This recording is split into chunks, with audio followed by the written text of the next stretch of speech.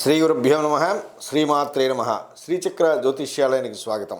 ఈరోజు చాలామంది విద్యలో ఆటంకాలు ఎక్కువగా కలుగుతూ ఉంటాయి. ఎంత శ్రద్ధ పెట్టినప్పటికీ కూడా ఆ విద్య మీద శ్రద్ధ లేకపోవడం, కొన్ని సందర్భాల్లో ఎంత చదివినా కూడా మర్చిపోతూ ఉండడం, ఇలాంటివి జరుగుతూ ఉంటాయి. ఇలాంటి వారు చక్కగా ప్రాతకాలంలో లేవడం, ఏదైనా కూడా నేతితో దీపారాధన 3-4 ఒత్తులు వేసి చక్కగా దీపారాధన చేసుకుని ఒక ఉత్తరానికి అభిముఖంగా కూర్చుని 41 సార్లు ఈ యొక్క మంత్రాన్ని జపించండి. అలాగే సరస్వతీదేవిని ఎక్కువగా ఆరాధించండి. రాహుకి గురుడికి సంబంధించినటువంటి దోష పరిహారాలు చేయించుకోండి. అలాగే గురు చరిత్ర ఎక్కువగా వినడానికి కానీ చదవడానికి కానీ ప్రయత్నం చేయండి.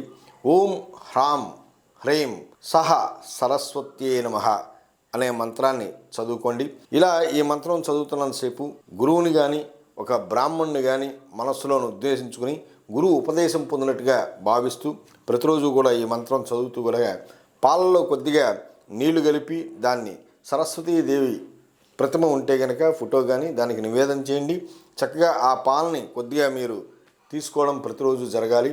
అలాగే ఈ మంత్రం 41 రోజు లేదా 81 రోజు ఈ యొక్క మంత్రాన్ని జపిస్తూ సరస్వతీదేవికి అష్టోత్తర పూజ చేసుకోవడానికి ప్రయత్నం చేయండి.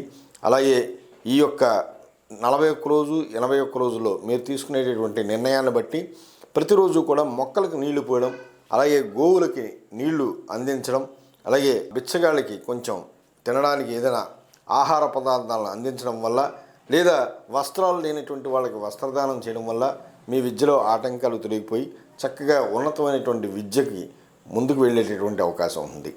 శుభం భూయాత్.